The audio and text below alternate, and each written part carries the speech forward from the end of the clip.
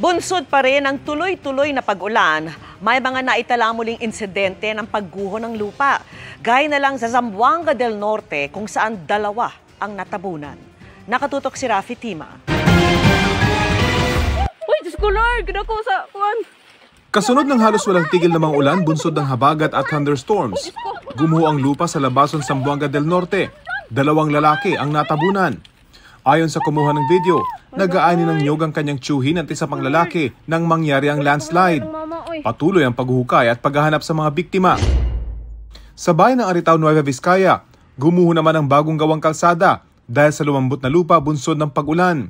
Kasamang bumagsak sa bangin ang isang jeepney. Agad dinala sa ospital ang driver at pasahero. Landslide din ang perwisyo sa ilang motorista sa Pinukpok, Kalinga, maging sa ilang kalsada sa Lamot, Ifugao, pati na sa Mangkayan sa Benguet kung saan humambalang ang tipak ng lupa sa kalsada. Nagmistula namang ilog ang highway na ito sa Pasukin, Ilocos Norte. Ayon sa mga residente, galing sa bundok ang rumagasang baha na pumirwisyo sa mga motorista. Apektado rin ang mga motorista sa Sipat Bridge sa Kawayan, Isabela na nabutas kasunod ng malakas na agos ng tubig at mga pag-ulan.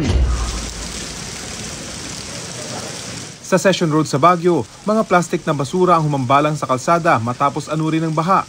Kokolektahin na sana ang mga ito ng abutan ng malakas na ulan. Para sa GMA Integrated News, Rafi Tima, nakatutok, 24 oras.